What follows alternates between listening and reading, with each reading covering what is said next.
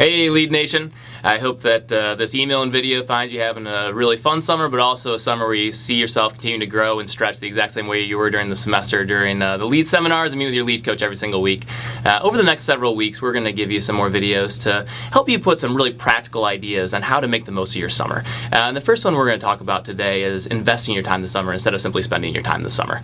Investing versus spending. This is a big thing in money as well as time. You know, in finances, if you look at someone that's making the exact same income at 30 years old, but you see how they approach their money, it'll have a lot to do with how they are and how successful they are financially long term. The person that spends, and then at the end of the month if there's anything left over they might save, is not going to be nearly as well off 20 years down the road as the person who the very first thing they do with their money is invest for the future, and then if there's any money left over, then they'll splurge a little bit.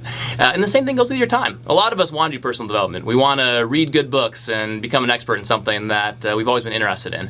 We want to work out. We want to spend time with family and friends and like quality time, conversation time, not just sitting in front of a TV and making those a little bit deeper. But a lot of times just the day runs out in the summer and we say, where did all the time go? And then you look back at it and say, well, I did spend 3 hours in front of Netflix. I did surf Facebook, Twitter, Instagram, flipping between Tinder over the course of an hour and a half. And instead of actually investing your time, we just spend it away. So those things are not bad in and of themselves in moderation. So here's what I would challenge you to do, is get out that lead notebook. Get out the lead notebook that you had during the semester and all of those goals you set for yourself in every area of your life. Look at some of the action steps you had during the school year and think to yourself, how could I transition those action steps to the summer?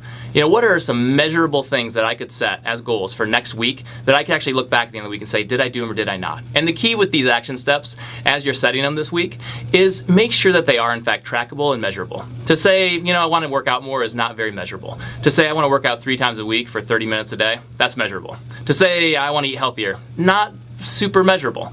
To say I'm completely cutting out over the rest of the summer fast food, junk food, and soda is incredibly measurable. So every area of your life, let's set some goals. Let's set some action steps for the next 6 to 8 weeks, depending on when you go back to school. And if you guys will do that, I think you'll get back to school on fire, ready to have an amazing semester, and you'll also feel like you really invested your time this summer instead of simply spending it. Hope you guys have fun setting these action steps for yourself. We'll reconvene next week and see how you're doing.